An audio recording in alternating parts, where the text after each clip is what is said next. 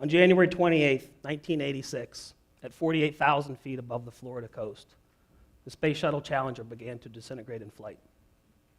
The nation bowed together in collective sorrow as we watched in disbelief.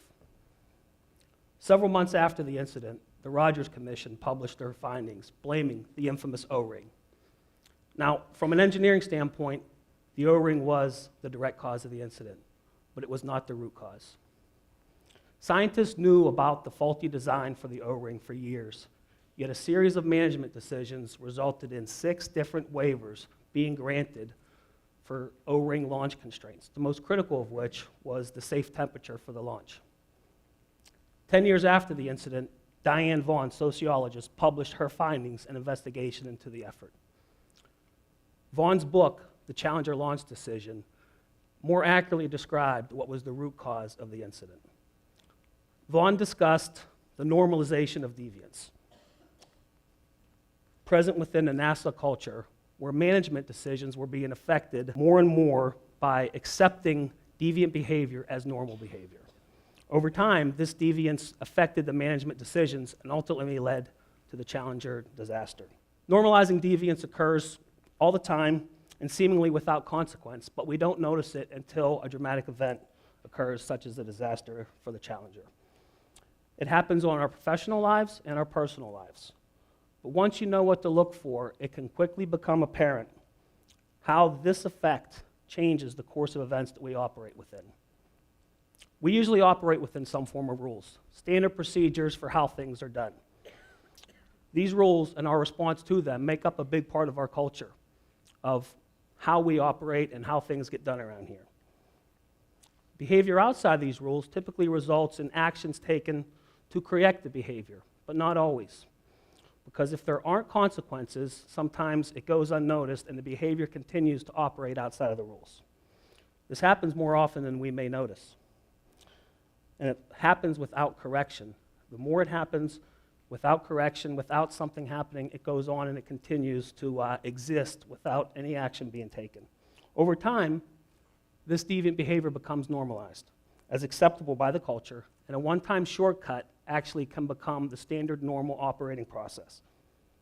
The problem is, and why it's so difficult to counter, is that we don't actually realize our behavior has become deviant, and that's important. It's not that we consciously realize what we're doing is wrong. It's that over time we have convinced ourselves that our behavior is actually normal, and it happens more often than we notice. Normalization of deviance was present when the Costa Concordia capsized. Here, the captain intentionally bypassed the standard operating procedures of how he was supposed to operate the boat. He had been doing it for years and years without a consequence until one time, whenever the disaster occurred. But he believed he was doing the right thing. It occurs in healthcare whenever doctors bypass standard procedures. Standard procedures are to count surgical instruments following every operation to ensure all instruments are back on the table and not retained in the patient. But when this happens over time, dozens and hundreds of times, eventually you can become numb to the importance to do that until it's too late. But NASA, cruise ships, and hospitals aren't some form of exception. Deviance becomes normalized virtually everywhere. It happens at many of our jobs where subtle pressures to reduce costs can drive us to take shortcuts. A shortcut that doesn't result in a negative consequence results in reinforcement that it was actually okay. Maybe it was an error in judgment, a mistake, a miscalculation, or potentially an intentional violation. It doesn't matter.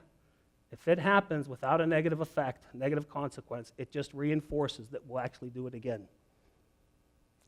Those that manage risk professionally recognize the increased possibility that under pressure, people will make mistakes to reduce costs in our world that is becoming more and more competitive. This is our reality.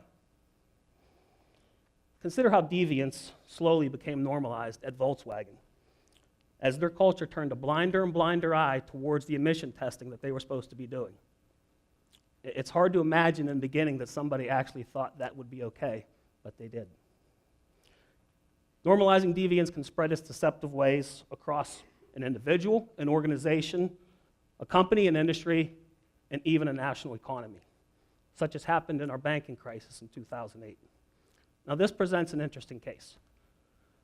We're supposed to do X, but doing X is difficult. There's a lot of process, procedure behind it, and we'll often depart from it and look for a way to get around X. So we do Y whenever X is just too difficult or we're under time constraints. Soon we start doing Y more and more and more, and we don't do X anymore, to the point no one even remembers what X used to be, and Y has become the normal practice. It happens more often than we notice. Normalizing deviance shows up in many places, and ones we would last expect to see, like our education system.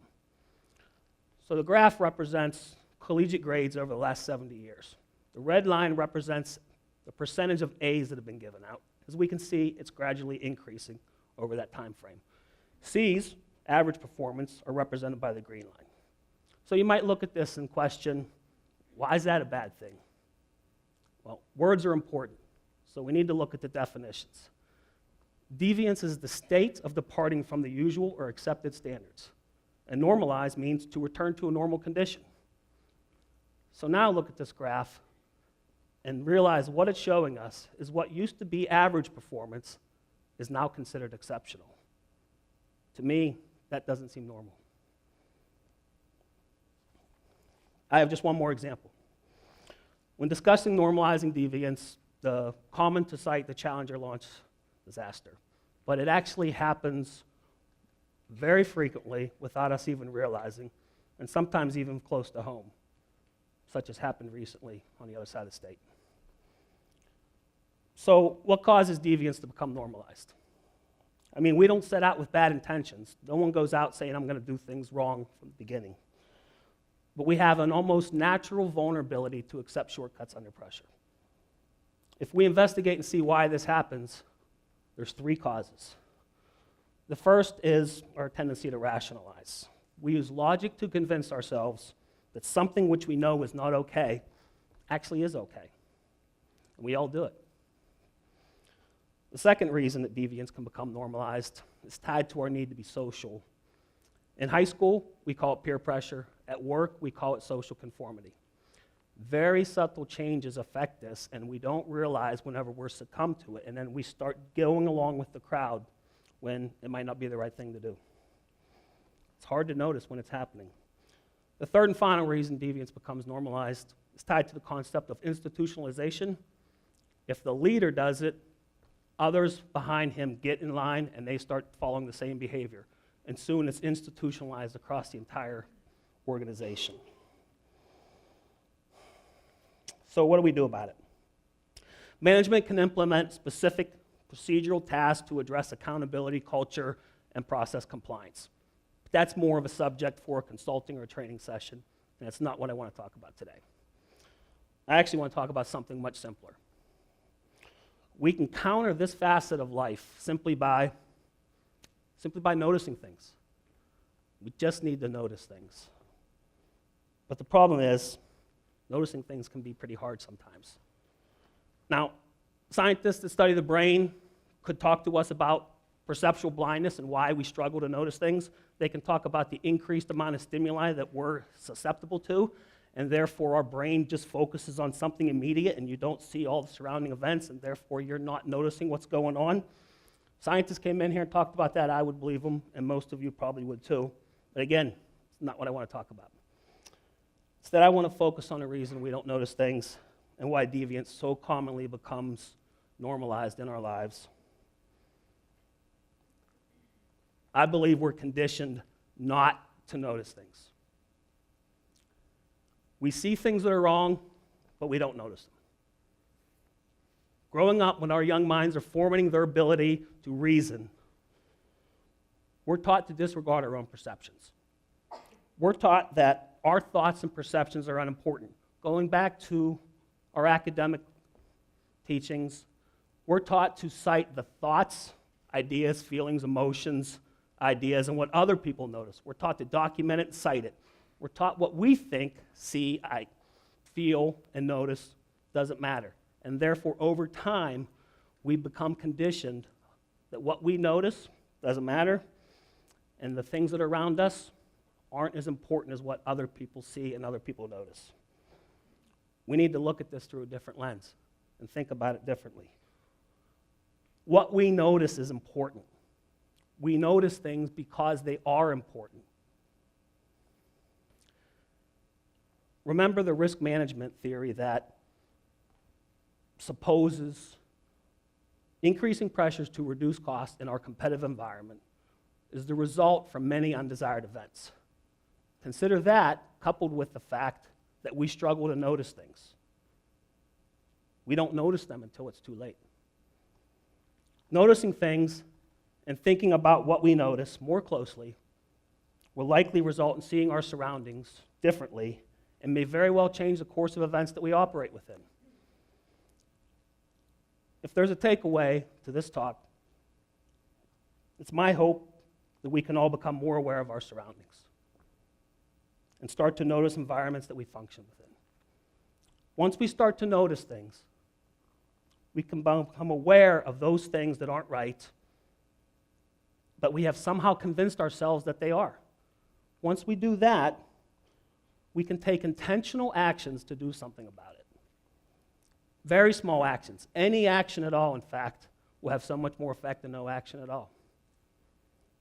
Through this effort, I believe we can each do our own small part to ensure that on our watch, deviance does not become normal.